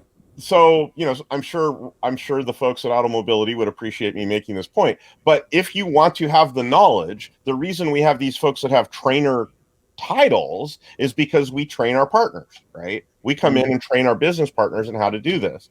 And I've seen some shops, well, I guess my point is suppliers who have this ability to come in and make you confident in the sale, because whether you're doing the demo or whether you're telling the story or whether you're writing the first the dinosaurs came and then they all died and turned into oil email, what you're doing is you're building confidence. I don't know if any of you have ever experienced this, but I used to have a BMW and I got a lot of BMW customers because BMW customers care that the person who's working on their car understands BMWs. And then I sold the BMW and I bought a Honda Element. And guess what I got? I got a lot of Honda Element customers because Honda Element customers care about their car and want somebody who knows what's going on with it. So I joked that I bought another BMW. But the point is that the car is usually the second most expensive thing that people have purchased. It's behind their house if they own a house. And then it's the car. And that car is a design, they're not all gray boxes, right? Someone designed it. It's a piece of art. And it's probably the most expensive piece of art, unless you want to say your house is a piece of art, that people are going to have. They all care about it. They all care about it. The people who are really, really, even the people who hate cars care about it. So we have to inspire them that we will take care of their investment, and we have to inspire them that we can create that feeling that they're looking for. Amazing. And you need a partner to do that, to help you get that last mile. Well, I'll tell you, just to echo what you're saying, Ken, I mean, I think everybody in this panel, premium manufacturer, partnered with a great distributor. I think the training is all in place. All the trainers are right here with us tonight, and you guys are obviously at the top of your game. So thank you so much for your insight, Ken. I want to round out. We're getting near the time there, Dave, but I did want to kind of bring everything up to speed with what's happening right now and kind of make everything relevant to right now. Yeah, this year, I don't think it's a secret. They were talking about it at Knowledge Fest all weekend. It's been an exceptional year for car audio, right? I don't think anybody saw that coming, whether it be COVID or whatever the reason may be. Everybody is riding the wave. Things are going well. So if we're going to 2021, I want to bring Justin back from Focal here to ask him a very specific question and see how he answers this. Justin, we talked about this resurgence of car audio. Everybody on this panel and the brands they represent are benefiting, right, from this resurgence. I want to hear from you, your ideas moving into 2021 of how dealers can take advantage of this wave and engage them to upgrade their audio system. And because we're getting old enthusiasts coming back and we have some new enthusiasts coming in, what advice do you have for them? Oh, audio, you got to turn your mic on. Hi, yeah, sorry. Yeah. So, I mean, as far as car audio goes, it's really exciting right now. It's nice to see this boost in car audio and this passion for music and car audio coming back. And I think carrying into 2021 is going to result in a lot of things. I think a lot of it's going to come down to training. In past year, we've done expos, going to 2020, we're moving on to a fully virtual program with training. I also think getting the dealers not afraid to approach this dollar value or this type of speaker is a really big thing, because you get customers that come in and they say, I won't notice the difference in the speakers, or I won't be able to hear that. And I think that's where it comes down to, when you have different speakers and you're showing down, or you're doing top down selling. I've had the pleasure to have to have so many demos done by Nick. He's done our expos and stuff in previous years. So it's really helped me push forward and helped, especially with Focal, to convey a lot of the information, because when the speakers use different technologies or they do use different materials, narrating the demo is key. And not being afraid to show that customer the best that you got, even if that's not where they're at. I mean, it's going to do one of two things. It's going to increase the ticket price of your sale, because they're not going to settle that. You set that reference point as, you take Utopia M and they're coming in there for a $300 speaker, and you've set a $10,000 speaker as a reference point. Well, if you were to play them the lowest dollar speaker you had first, that's already going to meet their needs. It's going to sound better than their car, right? And it's going to be a lot harder to show them the difference between something that started at the bottom. Whereas when you work at the top, that reference point that you create with the customer is now the pinnacle, right? That's the pinnacle of what this best sound could be. And as you go down and you narrate the demo, it's going to build confidence, and it's more like you're removing the information from the speakers when you do different speaker lines, or the ability for them to convey the amount of audible information that the consumer's hearing. So I think in order to get dealers more comfortable with this, just like Ken says, it's going to come down to training, commitment on the dealer's part, commitment from the suppliers, commitment from Focal Canada to make sure that the dealers are comfortable with it, right? I think it's also effectively just a culmination of everything that we've talked about tonight. It comes down to having product in stock. It comes down to having knowledge, right? It's a full kind of 360-degree circle that's going to be required to push car audio kind of back to what it was in the heyday. And the fact that it's coming back now and interest is starting to come back. I mean, we're doing, Ben, you're doing podcasts every week, on car audio, which is great. I remember the first time I heard Cowboys from Hell in a car when I was like 15 years old, and I've been tracing that sound ever since. I could have surpassed it many times, but that experience is what keeps taking money out of my wallet. And people are like that because people pay to feel, right? They pay back to the emotion thing. Back to that emotion thing. Right, exactly, right? So I think when you have products and you have ability and you have knowledge that can do that job, and the last thing is kind of the restriction on the salesperson to be comfortable to be able to justify that. I think that's kind of what's going to push 2020 forward. It's just a culmination of everything. It's support from us, support from the dealer, and just full-time engagement. We've with COVID, we've moved to a virtual world, so it's a lot less expensive to get to a lot further places right now. So very good. I mean, well, it certainly sounds like you're not only ready, but you are equipped and have a plan to engage these customers and really get ready for this wave. Because from what I hear, and I do talk to a lot of people. If you thought this year was good, wait till next year. That's what I'm hearing. Thanks a lot, Justin. I want to bring on Nir. One last thing with Nir from Morel. I want him to echo a little bit, or maybe shed some light on this. Like I said before, Nir, everybody's feeling it. Car audio is on the rise. Everybody's sales are up. How do you keep the momentum going? From a Morel perspective. Well, I think everything that we said tonight is the underlying driving force for the industry. And it's going to continue to be expanding our dealer base knowledge and comfort level to move up from an entry-level speaker to a high-end system through training is key, as Justin just said. Obviously, the channels of communication has changed. It's less face-to-face. It's more on what you guys are doing, which I think it's super valuable for our industry and for our dealer base. I mean, we do webinars and we use that to teach our distributors and dealer base, not just in the US, but all over. I think also teaching our customers about the emotional connection that we can create with the speakers through using good equipment, and a really good demo in their store. I think that's super valuable.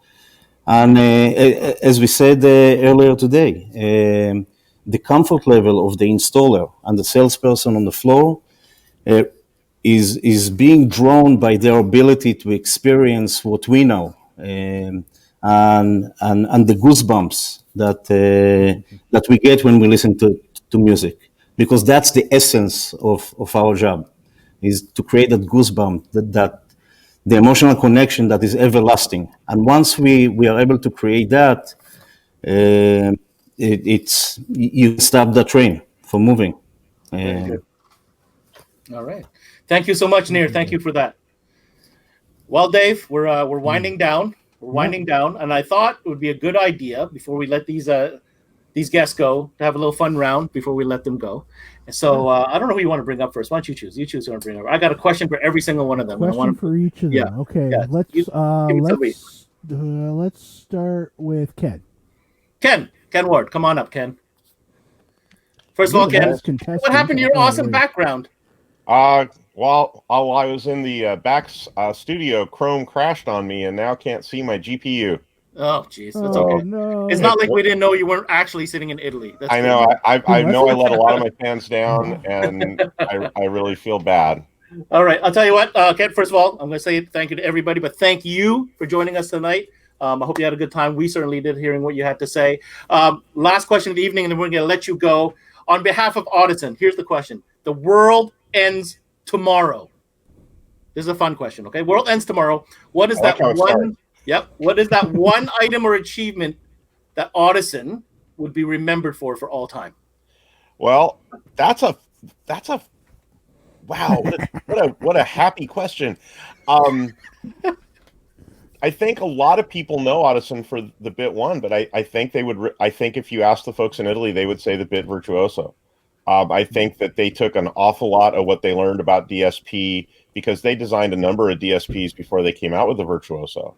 And I think that really has everything that they've learned about compensating for car cabins for speaker systems. There's a number of things in there I haven't seen anywhere else. And I think that's the piece, the bit virtuoso DSP.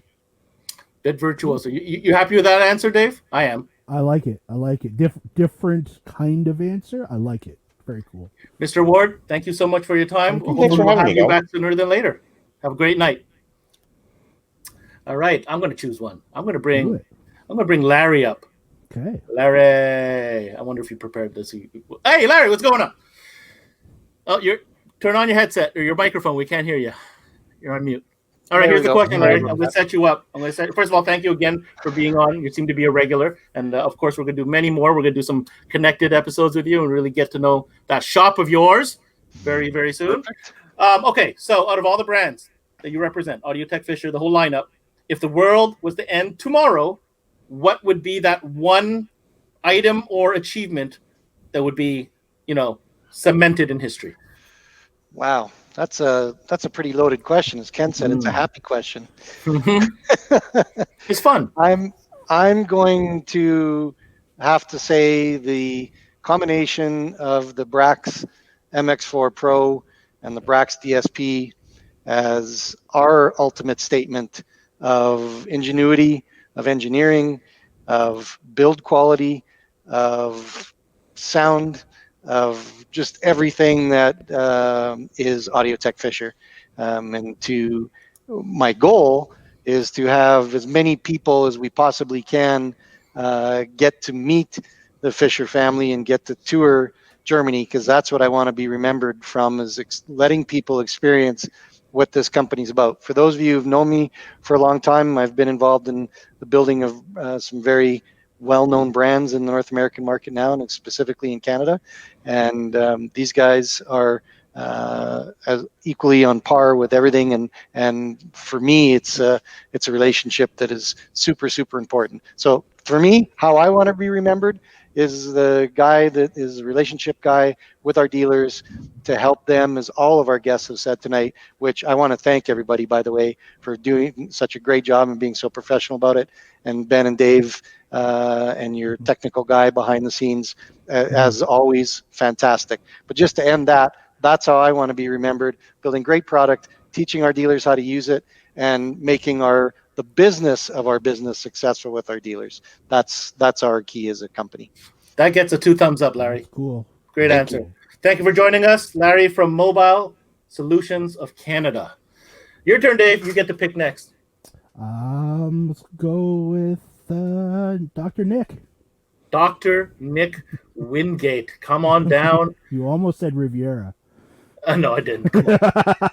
I'd have just left immediately. Which, it's car audio, man. Yeah, man. So you heard the question, Nick. You heard the question. It's an Armageddon question. Sure. But on behalf of, Gladden Moscone, if the world ended tomorrow, what would be the legacy? What would be that item or achievement or product that would go on as the legacy? That's an easy one. The Pro 530 amplifier. Why? Why the amplifier? Why that amplifier? That amplifier changed everything in the way that I think the company's perceived.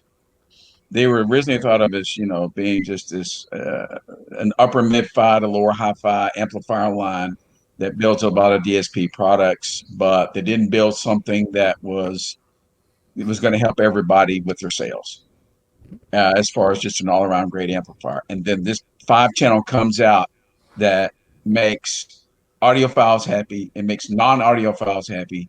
It makes a ton of power. It's not an enormously huge amplifier for a 5-channel amp, but yet it still maintains everything Moscone's known about it for their tremendous design house. You take a look at it, it's a work of art. Everybody loves the way it looks. Everybody loves the way it sounds, and it doesn't break. And I think that's what they're going to be. If you're asking me to choose one, I think that's it. In every respect. Dave, would you agree with that one? Yeah, I like that. Again, different answer, different way of looking at it. I like that. Very awesome. Yeah, Mr. Nick. Oh, yep. I want to say I want to say this. I want to thank Justin for the glowing remarks that he's said about me, and I want everybody to understand. I did not pay Justin to say anything. I assure you, I did not. Didn't say nope, but it's also, I want to say it's been an honor to be here, not only with you gentlemen, but my peers. It's always a lot of fun to work with you guys. It's always a lot of fun to work with Andy and to work with Ken and Justin and Mir. And I cannot thank you enough for including me in this tonight. I really do appreciate it, gentlemen. Thank you. Well, the pleasure was absolutely all ours, and hopefully this won't be the last time we'll have you on. Maybe we'll get deeper with Gladden or Moscone sometime soon. Anytime, Ben. Anytime, Dave. You guys know that. Awesome, man. You have a good night, Nick. You too, sir. Thank you, gentlemen. All right, let's go to Near. I want to know about Morel. I'm curious about Morel. Mr. Near, where you at? There you are. Okay, Near, the big question. I know you had a little bit more time than everybody else to think about this because you heard the question. But I'm going to ask it again. Morel's been in the game for what, 40, 45 years? Something like crazy 45. like that? 45 years making drivers. So under that 45 years, if tomorrow is the end of all things, what will Morel be forever remembered for? One item. First of all, let me preface my selection by thanking you for inviting us and creating, this ability to talk about our industry, to talk about our passions, and share our knowledge and experience with everybody. I think it's a great platform for everybody, and I'm very happy part of it. 45 years in the making. I mean, we have done quite a bit of things in terms of technology and innovation. My initial inclination was to choose the Fat Ladies, our top of the line hi-fi speakers. Not just because the name, but because they're the sweetest sounding speakers I've ever listened to. And crazy design. And if the saying goes, it ain't over till the Fat Lady sings. Mm-hmm. But because we are talking about car audio, I think the one product that I would select for the time capsule is our latest innovation, and that's the Virtus Nano Carbon. Some call it the frisbee, others call it the flying saucer or the pancake. It's a 6.5-inch Integra design point source that the depth is less than 1 inch, 0.67 inches, the shallowest speaker ever created in car audio. It was quite a fit, and it's a culmination of 45 years of technology and on the part of our R&D team, and it's probably one of our greatest achievements. Well, I'll tell you, the first time I laid eyes on that, I was, curious how that worked, and getting a little bit of training from yourself and from Dave over at Gemsen. It is certainly innovation at its best, and I don't blame you at all for choosing that, because you could have chosen a lot of other ones, but that one is definitely unique in its class. So thank you so much for being with us tonight, Nir. It was an absolute blast, and sharing some of your experience with us. We'll talk to you soon. Cool. All right, bring in Andy. Awesome. I really want to hear what Andy has to say buddy. tonight. Hear this one. Andy? Where's Andy? Andy from Audio Frog. Andy. Hi. Hey, go ahead. Ask the question, Dave. So I'm gonna take the doom and gloom out of it. I call it the No, I've been preparing for the last 20 Okay, minutes. it's the same question. It's the same question. It's the same question. What goes in the time capsule? I'm going to answer the other question because that's the one I'm prepared for. Answer it. I'm answering the other question. Okay, so a couple of things. So first of all, if the world ends, nobody's going to remember anything. But if somebody was left, I think what Audio Frog, one of the things, so we make great speakers. They sound great. But the thing that people would remember if they were still alive would be that we indeed failed to deliver a DSP with an up mixer before the end of the world. No, come on. You can't not know. There's a few. There's like 7. That's one thing. So but I think that probably it would be that probably what people would remember is the kind of helpful tech support that we provide both to dealers and to consumers, and we try to do it in a straightforward way that helps them be better at what they do. And I think that's probably it. I will accept that. That will I accept. And I'll agree to all of it. Is the world ending tomorrow? No. Do I need to go get a nice tikka masala from the Indian restaurant down the street because it'll be the last? No, we're good. But I'll tell you what, Andy, what I'm looking forward to, we're going to spend some time with Importel and yourself and dive deeper into the Audio Frog product line and really get a sense so that the dealers can see what the offering is all about and what everything you've created. So thank you so much for being with us tonight, though. Yep. Thanks to you guys for having me here. Oh man, it's been a blast. We'll talk to you soon, Andy. Thank you. Were you nervous? Me? No. Dave was. Dave was sweating bullets. I knew exactly where we were going. Take care, Andy. Okay. See you, buddy. Oh, I'm gonna bring back Justin. I think he's our last guest that we haven't asked the question to. Yep. Justin from Focal, Canada. There you are, Justin. Dude, that's not fair. You had the most time. Yeah, but you know what? Like left. Okay, in his defense, he has the least amount of wisdom by years. This is true. Okay. All right. This is true. Come on, you got to give him a little bit there. And by the way, Justin, you've handled yourself brilliantly amongst the heavyweights, the seniors over here. So don't. Yeah. Thank you for being here. I definitely want to pay homage to these guys because car audio for me has been an experience that with, I've been lucky with the BB Expo to spend a lot of time with Nick and a lot of time with Ken. I've spent time in California with Andy, and these guys have so much skin in the game. And I'm the sponge, right? And there's so many subjective attitudes in car audio, and it's really nice to be with these guys that are like the definitive experts, and I feel so honored to be on this type of podcast with you guys and with these guys. Like these are the Mike Tysons, of car audio. I don't think any of them have bit off someone's ear, but it could happen. You know what? Don't even go there. Let's not even go there. But what we do want to know before we let you go, Focal's got a ton of history. a really big lineup of products over Yes. the years. So now I'm going to take you to narrow that all down into one item. What would it be? Okay, in your mind? So I mean, I would like to say the experience you get from listening to our speakers, but you can't put that in a time capsule. No. I would like to say the Grand Utopia EM home hi-fi, but you can't fit that in a time capsule too, unless you're doing like a time C-can or something. Mm-hmm. Car audio. Let's go car audio. Yes, sir. My car audio is this. This is our Utopia M series. In 2005, when Focal released Utopia BE for car, it took car audio to a whole new level. It's been 14 years, essentially, since that speaker was released.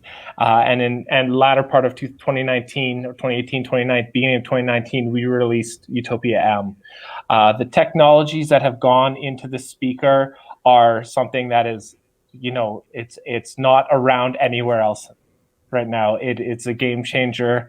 And the way that the speakers are designed, as an a la carte system in a hi-fi system, every speaker is designed to stand on its own, which is something a lot different when instead of buying a two-way, separate or a three-way paired kit. So I would have to leave our Utopia M series speaker, just because there's nothing like it. I don't think it's going to get much better than this, even from us for a little while. So, well, I don't think anybody would argue with that choice. I think Dave's even shaking his head. That's a great choice. That's a great choice. Hey, Justin, I'm sorry. Go ahead. Yeah, I just want to say thank you guys so much for having me, and thanks for doing this. It's great for the industry, and it's really important. Man, I have fun doing this, especially when Dave's with me. Yeah.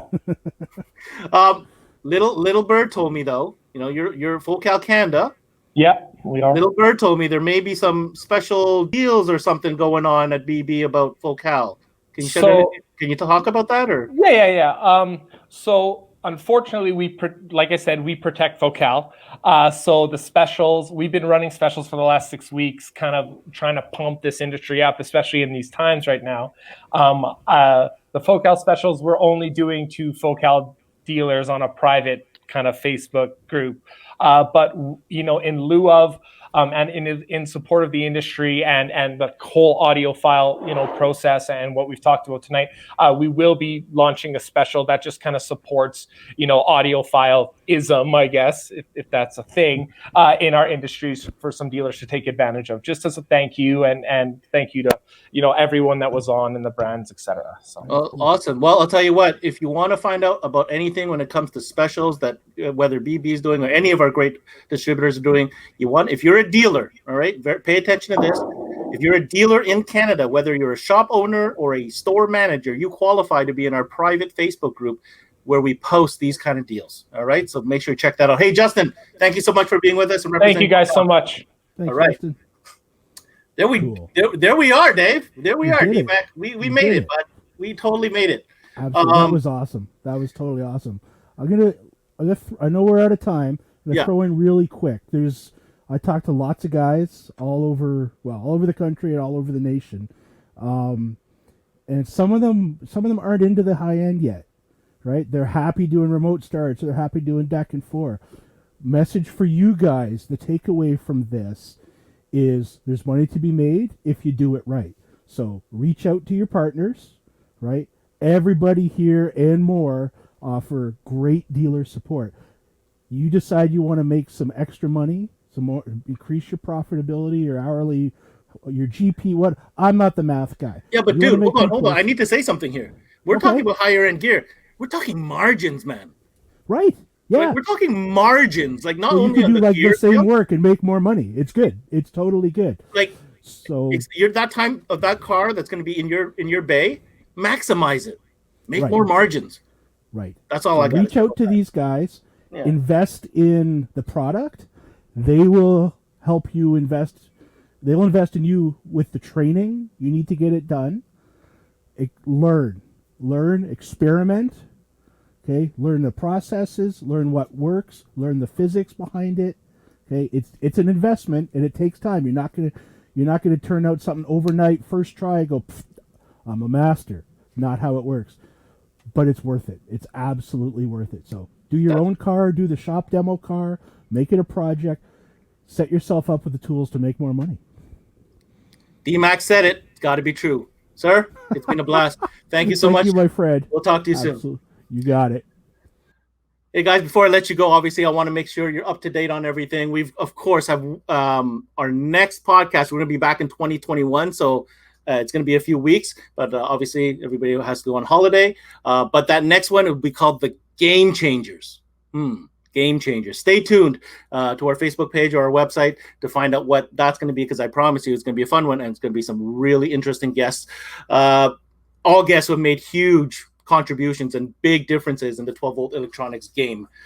Big thanks, of course, on behalf of everybody here at CMA, including myself, Frank Spezzano, our executive producer. We want to thank SiriusXM for our first season, wrapping up right here before the holidays, for being our presenting sponsor. My co-host Dave McKinnon, of course, and of course Jeff Bates from Lockdown, who isn't with us tonight, but has been such a great co-host over the whole season. And for all of you guys at home for tuning in, either live or afterwards or whatnot, and being part of our Facebook and just online. So thank you for your support. It's because you watch this podcast that we continue to push the envelope, continue to come with great content. Of course, make sure to follow our Facebook and Instagram, and CanadianMobileAudio.com is our website. Happy holiday season to everybody. Be safe, especially this holiday season. We'll see you in 2021. CMA Live, Ben Wu here signing out, presented by SiriusXM. Until next time, we connect.